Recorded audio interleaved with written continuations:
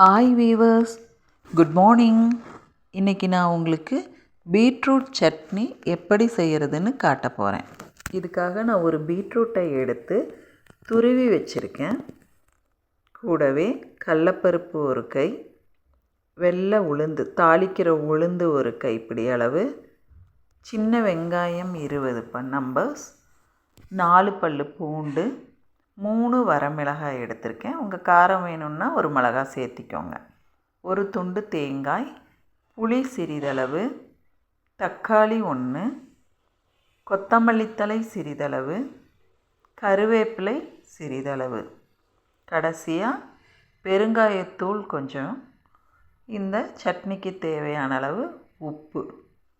இதுதான் நம்மளுக்கு பீட்ரூட் சட்னி செய்ய தேவையான பொருட்கள். ஒரு வாணலியில் எண்ணெய் விடாமல் கடலப்பருப்பையும் உளுத்தம்பருப்பையும் போட்டு பொன்னிறமாகும் வரைக்கும் வறுத்துக்கோங்க. அதுக்கப்புறம் எண்ணெயை சேர்த்துட்டு நம்ம எடுத்து வச்சுருக்கிற சின்ன வெங்காயம், பூண்டு, வரமிளகாய் நல்லா வணக்கிக்கோங்க.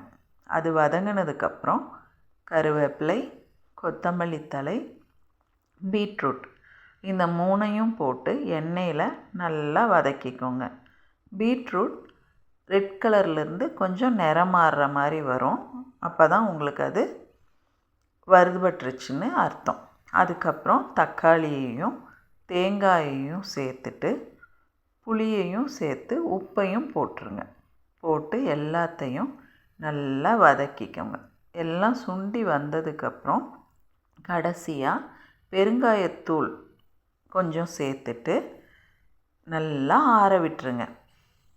நல்லா ஆறுனதுக்கப்புறம் மிக்ஸி ஜாருக்கு மாற்றிட்டு கொரன்னு அரைச்சிக்கோங்க. நான் சாதத்துக்காக இந்த சட்னி செஞ்சுருக்கேன், அதனால் கொரப்பாக அரைச்சிருக்கேன். நீங்கள் தோசை, இட்லி அந்த மாதிரி செய்கிறீங்க அப்படின்னா நைஸாக அரைச்சிக்கோங்க. என்னோடய வீடியோஸ் உங்களுக்கு பிடிச்சிருந்ததுன்னா சப்ஸ்கிரைப் பண்ணுங்கள், லைக் பண்ணுங்கள், ஷேர் பண்ணுங்கள். ஓகே.